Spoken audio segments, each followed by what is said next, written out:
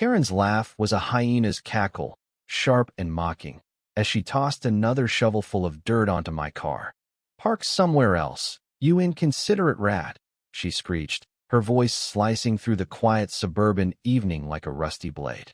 The neighborhood, usually a sleepy grid of manicured lawns and cookie-cutter houses, was now a stage for her latest tantrum. Karen, the self-appointed queen of the HOA, had been terrorizing us for months, but this was war. Her sister, Linda, stood nearby, egging her on with a smirk, clutching a rake like a soldier guarding a tyrant's throne. It all started with a parking spot. My beat-up sedan, lovingly nicknamed Betsy, was parked legally on the street, a foot from Karen's pristine lawn. I'd checked the HOA rules twice, see no violations. But Karen didn't care about rules unless they served her ego. To her, my car was an affront, a blemish on her vision of suburban perfection. She'd left notes under my wipers before, scrawled in aggressive red ink. "Move your junk." I ignored them, thinking she'd tire out. Big mistake. Karen didn't tire. She escalated. That evening, I was sipping coffee in my living room when I heard a thud outside. Peeking through the blinds, I saw Karen and Linda, a duo of spite in matching visors, dumping dirt from Karen's garden onto Betsy's hood. My jaw dropped. This wasn't just petty, it was vandalism. I grabbed my phone, hit record, and stepped outside, heart pounding. "What the hell are you doing?" I shouted, my voice shaking with fury. Karen spun around, her jowls quivering with indignation. "This is my street," she snapped, pointing a meaty finger at me. "You don't belong here, parking like some slob." Linda chimed in, her voice dripping with venom. "We're teaching you a lesson, loser." The dirt piled higher, clumps sliding off Betsy's windshield. My car wasn't just a vehicle. It was my lifeline way to work, to the grocery store, to my mom's chemo appointments. Every shovelful felt like a personal attack. I held up my phone, capturing their smug faces.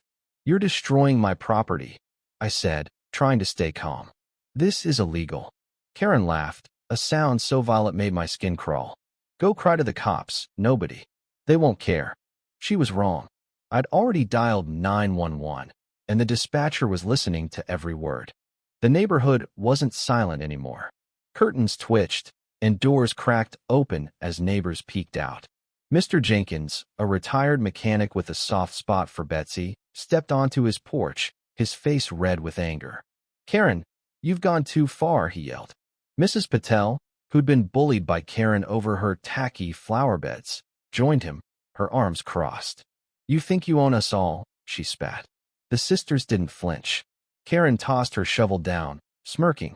"You're all jealous of my standards," she said, brushing dirt off her hands like a queen dismissing peasants. The police arrived minutes later, lights flashing but sirens off, a quiet menace that matched the tension. Officer Ramirez, a no-nonsense woman with sharp eyes, stepped out. "Who's responsible for this?" she asked, nodding at the dirt-covered car. I pointed at Karen and Linda, my phone still recording. Karen's bravado faltered, her eyes darting to the growing crowd.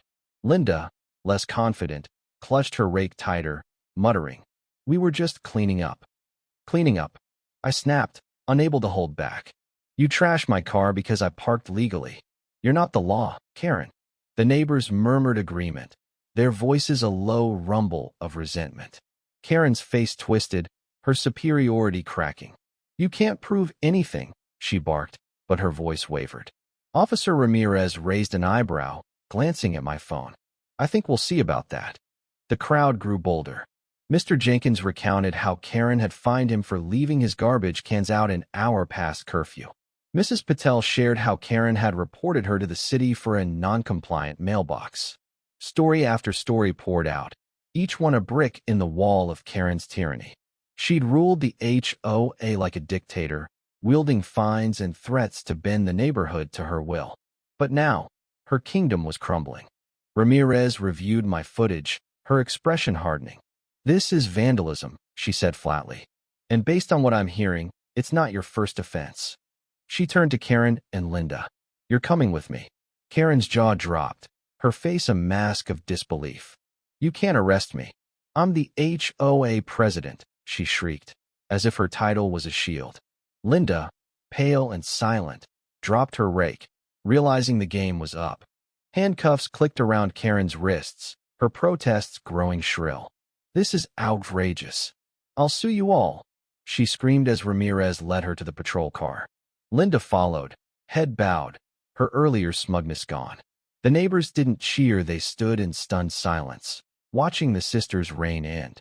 Betsy, still buried under dirt, seemed to gleam a little brighter in the fading light, as if she knew justice was coming.